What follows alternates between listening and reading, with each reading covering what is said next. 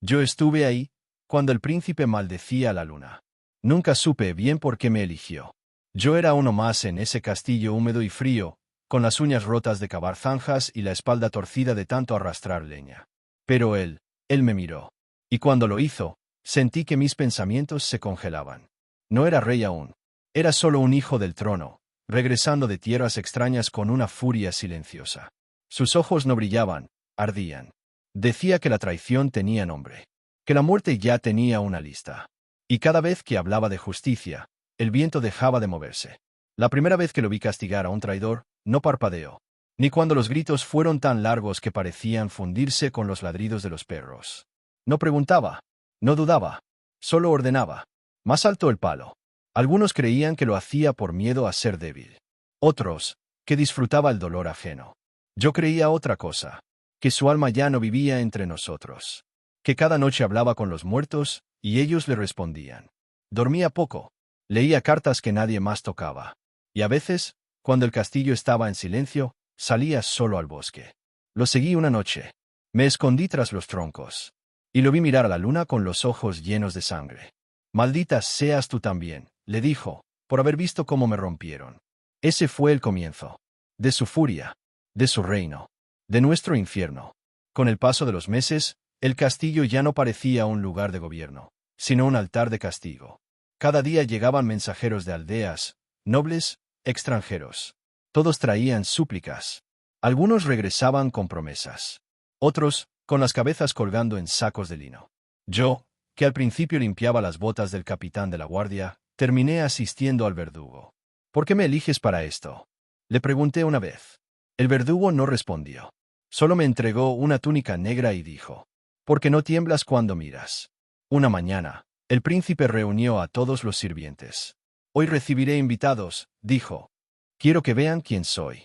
Y esa noche, organizó un banquete, en medio del campo. Los platos brillaban, los músicos tocaban, y al centro, los empalados. Cientos. Los nobles europeos se tapaban la nariz por el hedor, pero él sonreía y alzaba su copa. Brindemos por la paz. Una paz de madera afilada y cuerpos retorcidos. Yo no dormí esa noche. Ni las siguientes. Comenzaba a ver sombras incluso con los ojos abiertos. Escuchaba voces en las paredes. Y una pregunta me taladraba el pecho. ¿Y si un día, yo también aparecía en la lista? Pero entonces lo vi hacer algo humano. Un mendigo se acercó al castillo. Llevaba a su hija enferma en brazos. El príncipe los miró. Y sin decir una palabra, la cargó, la cubrió con su capa, y llamó a su médico personal. «Los monstruos también lloran», me dijo el viejo cocinero esa noche. Lo que pasa es que nadie les cree. Los rumores crecían más rápido que la maleza en primavera. Decían que el príncipe empalaba a ladrones, sí, pero también a campesinos que miraban mal. Que había colocado trampas bajo los caminos para atrapar espías imaginarios. Y que una vez, empaló a toda una aldea por no saludarlo al pasar. Yo no creía todo. Pero si sabía esto, nadie hablaba en voz alta en su presencia. Ni siquiera los perros ladraban cuando él caminaba. Una tarde llegó un emisario del sur. Tenía un acento extraño y modales más extraños aún. Se negó a quitarse el turbante frente al príncipe. Yo sentí que el aire se detenía. «Respetamos nuestras costumbres», dijo el emisario. El príncipe no dijo nada. Solo ordenó que le clavaran el turbante a la cabeza, para que no volviera a quitárselo jamás. Algunos soldados empezaron a temerle más que a Dios. Otros, como yo, solo esperábamos vivir un día más. Una noche de invierno, lo encontré escribiendo solo, con las velas casi apagadas. No me vio, o fingió no verme. Y murmuró: «Quiero que el miedo dure más que yo». Y lo logró. Los bosques estaban sembrados de postes. Los cuervos se habían vuelto sus heraldos. Y cuando cabalgábamos, nadie salía a los caminos. No por respeto, por terror. Pero en el fondo, yo sabía que el terror no era su objetivo. Era su armadura. La guerra no llegó de golpe. Se fue colando como el humo por debajo de la puerta. Cartas sin respuesta. Espías capturados. Miradas demasiado largas en los banquetes. Y entonces, tropas. Muchas.